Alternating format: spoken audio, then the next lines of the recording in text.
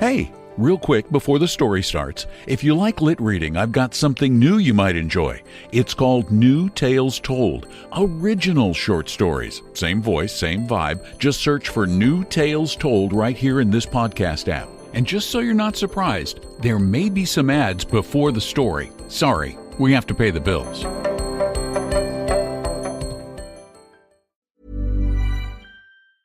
Why does every recipe I try need 18 ingredients, including a jar of something paste I'll never use again, but will sit in my fridge for 9 months? I just want dinner in the oven, fast. That's why I love Blue Apron's new one-pan assemble and bake meals. They send you fresh ingredients that are already chopped. All you do is put it all together and bake. That's it.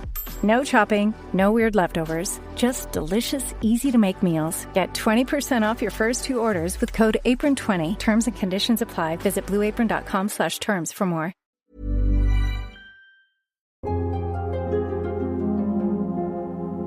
A casual argument turns into a reckless wager, and a man agrees to give up the world in exchange for a fortune. Years pass, ideas accumulate, convictions shift, and certainty erodes.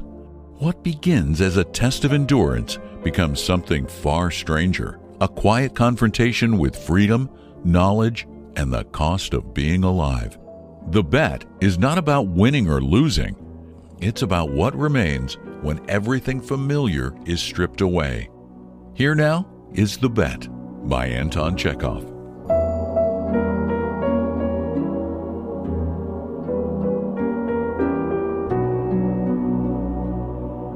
The old banker was walking up and down his study and remembering how, 15 years before, he had given a party one autumn evening.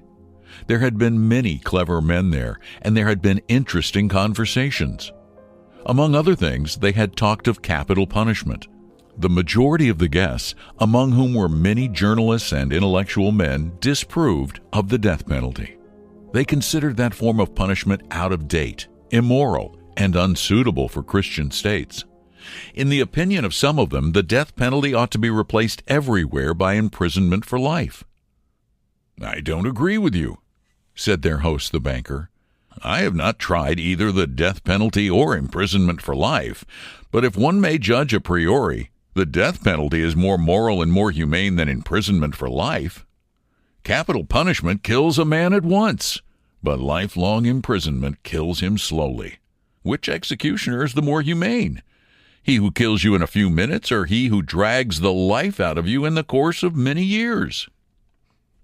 "Both are equally immoral," observed one of the guests, "for they both have the same object, to take away life. The state is not God. It has not the right to take away what it cannot restore when it wants to." Among the guests was a young lawyer, a young man of 25. When he was asked his position, he said, "The death sentence and the life sentence are equally immoral. But if I had to choose between the death penalty and imprisonment for life, I would certainly choose the second. To live anyhow is better than not at all." A lively discussion arose. The banker, who was younger and more nervous in those days, was suddenly carried away by excitement. He struck the table with his fist and shouted at the young man, "It's not true! I bet you 2 million you couldn't stay in solitary confinement for 5 years.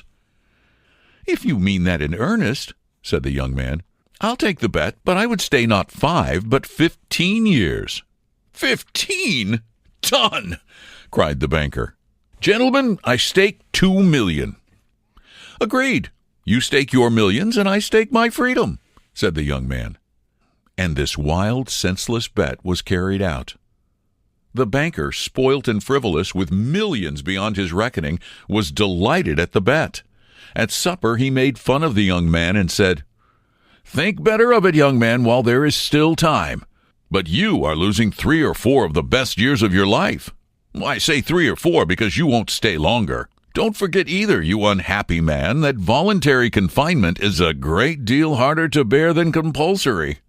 The thought that you have the right to step out in liberty at any moment will poison your whole existence in prison. I am sorry for you." And now the banker, walking to and fro, remembered all this and asked himself, "What is the object of that bet? What is the good of that man's losing 15 years of his life and me throwing away $2 million? Can it prove that the death penalty is better or worse than imprisonment for life? No, it was all nonsensical and meaningless. On my part, it was the caprice of a pampered man, and on his part, simple greed for money. Then he remembered what followed that evening. It was decided that the young man should spend the years of his captivity under the strictest supervision in one of the lodges in the banker's garden. It was agreed that for 15 years he should not be free to cross the threshold of the lodge, to see human beings, to hear the human voice, or to receive letters and newspapers. He was allowed to have a musical instrument and books, and was allowed to write letters, to drink wine, and to smoke. By the terms of the agreement, the only relations he could have with the outer world were by a little window made purposely for that object. He might have anything he wanted, books, music, wine, and so on, in any quantity he desired by writing an order, but he could only receive them through the window. The agreement provided for every detail and every trifle that would make his imprisonment strictly solitary, and bound the young man to stay there exactly 15 years, beginning from 12 o'clock on November 14th of 1870 and ending at 12 o'clock of November 14th, 1885. The slightest attempt on his part to break the conditions, if only 2 minutes before the end, released him from the obligation to pay him the $2 million. For the first year of his confinement, as far as one could judge from his brief notes, the prisoner suffered severely from loneliness and depression. The sounds of the piano could be heard continually day and night from his lodge. He refused wine and tobacco. Wine, he wrote, excites the desires, and desires are the worst foes of the prisoner. And besides, nothing could be more dreary than drinking good wine and seeing no one, and tobacco spoilt the air of his room. In the first year, the books he sent for were principally of a light character, novels with a complicated love plot, sensational and fantastic stories, and so on. In the second year, the piano went silent in the lodge, and the prisoner asked only for the classics. In the fifth year, music was audible again, and the prisoner asked for wine. Those who watched him through the window said that all year he spent doing nothing but eating and drinking and lying on his bed, frequently yawning and angrily talking to himself. He did not read books. Sometimes at night he would sit down to write. He would spend hours writing, and in the morning tear up all that he had written. More than once he could be heard crying. In the second half of the sixth year, the prisoner began zealously studying languages, philosophy, and history. He threw himself eagerly into these studies, so much so that the banker had enough to do to get him the books he ordered. In the course of 4 years, some 1,600 volumes were procured at his request. It was during this period that the banker received the following letter from his prisoner. "My dear jailer, I write you these in 6 languages. Show them to people who know the languages. Let them read them. If they find not one mistake, I implore you to fire a shot in the garden. That shot will show me that my efforts have not been thrown away. The geniuses of all ages and of all lands speak different languages, but the same flame burns in them all. Oh, if you only knew what unearthly happiness my soul feels now from being able to understand them." The prisoner's desire was fulfilled. The banker ordered 2 shots to be fired in the garden. Then after the 10th year, the prisoner sat immovably at the table and read nothing but the gospel. It seemed strange to the banker that a man who in 4 years had mastered 600 learned volumes should waste nearly a year over one thin book easy of comprehension. Theology and histories of religion followed the Gospels. In the last 2 years of his confinement, the prisoner read an immense quantity of books quite indiscriminately. At one time he was busy with the natural sciences. Then he would ask for Byron or Shakespeare. There were notes in which he demanded at the same time books on chemistry, and a manual on medicine, and a novel, and some treatise on philosophy or theology. His reading suggested a man swimming in the sea among the wreckage of his ship and trying to save his life by greedily clutching first at one spar and then at another. The old banker remembered all this and thought, Tomorrow at 12 o'clock he will regain his freedom. By our agreement, I ought to pay him $2 million. If I do pay him, it is all over with me. I shall be utterly ruined. 15 years before, his millions had been beyond his reckoning. Now he was afraid to ask himself which were greater, his debts or his assets. Desperate gambling on the stock exchange and the excitability which he could not get over even in advancing years had by degrees led to the decline of his fortune, and the proud, fearless, self-confident millionaire had become a banker of middling rank, trembling at every rise and fall in his investments. "Cursed bets," muttered the old man, clutching his head in despair. "Why didn't the man die? He is only 40 now. He will take my last penny from me. He will marry, will enjoy life, will gamble on the exchange, while I shall look at him with envy like a beggar, and hear from him every day the same sentence. I am indebted to you for the happiness of my life. Let me help you. No, it is too much. The one means of being saved from bankruptcy and disgrace is the death of that man." It struck 3 o'clock. The banker listened. Everyone was asleep in the house, and nothing could be heard outside but the rustling of the chilled trees. Trying to make no noise, he took from a fireproof safe the key of the door which had not been opened for 15 years, put on his overcoat, and went out of the house. It was dark and cold in the garden. Rain was falling. A damp, cutting wind was racing about the garden, howling and giving the trees no rest. The banker strained his eyes, but he could see neither the earth nor the white statues, nor the lodge, nor the trees. Going to the spot where the lodge stood, he twice called the watchman. No answer followed. Evidently, the watchman had sought shelter from the weather, and was now asleep somewhere either in the kitchen or in the greenhouse. "If I had the pluck to carry out my intention," thought the old man, "suspicion would fall first upon the watchman." He felt in the darkness for the steps and the door, and went into the entry of the lodge. Then he groped his way into a little passage and lighted a match. There was not a soul there. There was a bedstead with no bedding on it, and in the corner there was a dark cast-iron stove. The seals on the door leading to the prisoners' rooms were intact. When the match went out, the old man, trembling with emotion, peeped through the little window. A candle was burning dimly in the prisoner's room. He was sitting at the table. Nothing could be seen but his back, the hair on his head, and his hands. Open books were lying on the table, on 2 easy chairs, and on the carpet near the table. 5 minutes passed, and the prisoner did not stir. 15 years' imprisonment had taught him to sit still. The banker tapped at the window with his finger, and the prisoner made no movement whatever in response. Then the banker cautiously broke the seals off the door and put the key in the keyhole. The rusty lock gave a grating sound, and the door creaked.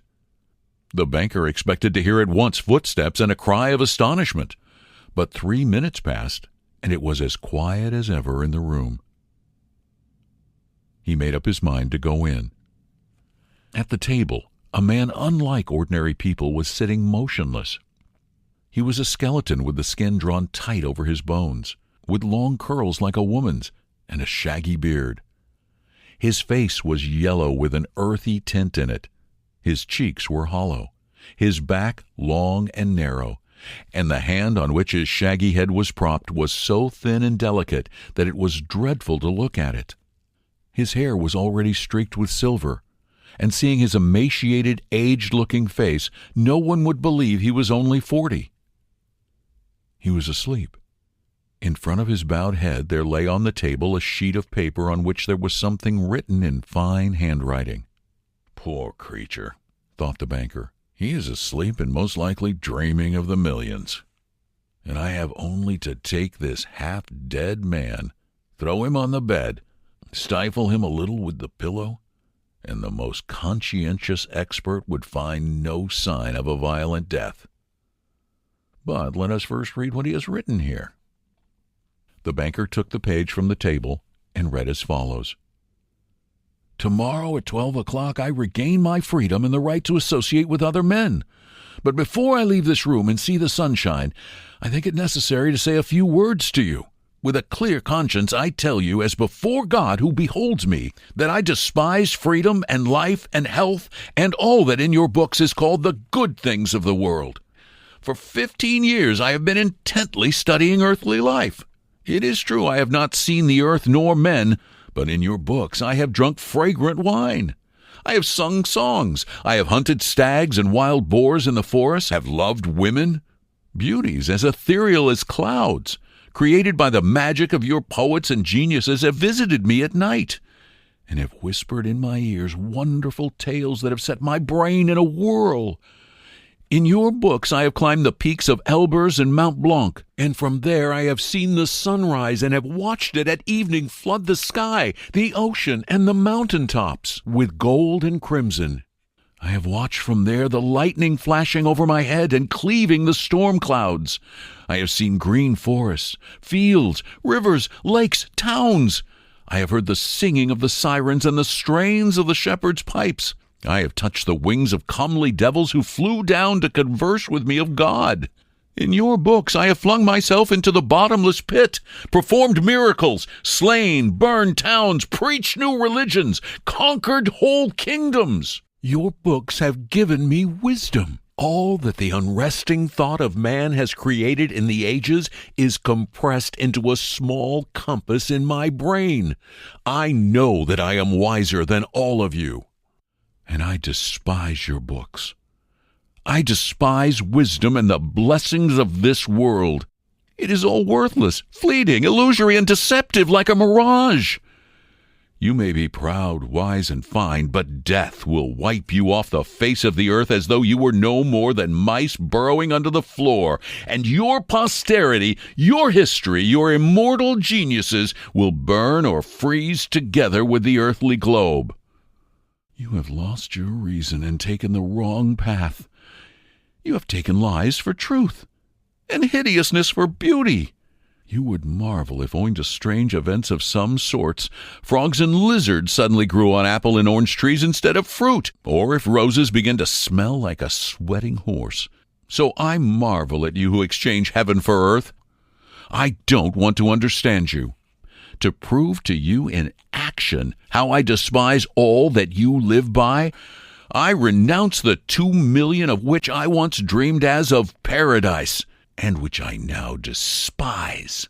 To deprive myself of the right to the money, I shall go from here 5 hours before the time fixed, and so break the compact. When the banker had read this, he laid the page on the table, kissed the strange man on the head, and went out of the lodge weeping.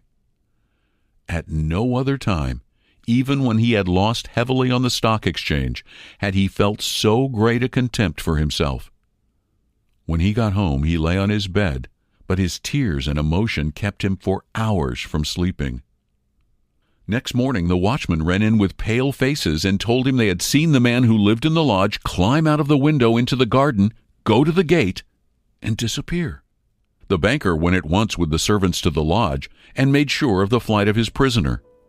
To avoid arousing unnecessary talk, he took from the table the writing in which the millions were renounced, and when he got home, locked it up in the fireproof safe.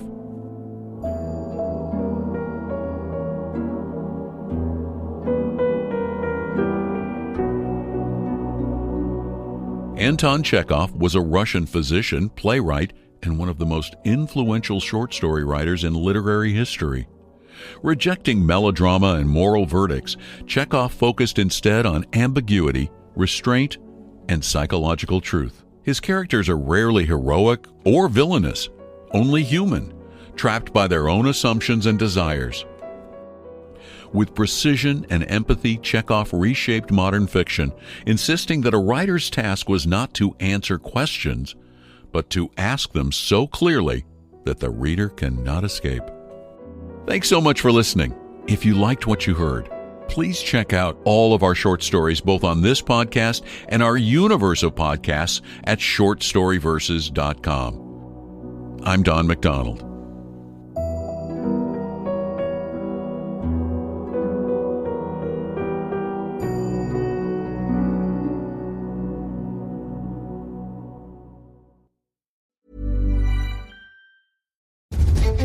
got vast stockpiles of data, but 80% of it is unusable by AI. That's a lot of missed opportunity. The Highland Content Innovation Cloud is the only platform that makes enterprise content and unstructured data agentic AI ready, secure, and actionable, so you can make real impact for the people you serve. Incredible opportunity is here with Highland. Turn insights into impact. Thanks for listening all the way to the end. You're officially a story finisher, and I appreciate that more than you know. If you're curious what else I'm up to, check out one of my other podcasts, New Tales Told. It's brand new, original short fiction written and narrated by me. Just search New Tales Told in this app. And thanks so much for listening to Lit Reading, now part of the Short Story Verses channel at shortstoryverses.com.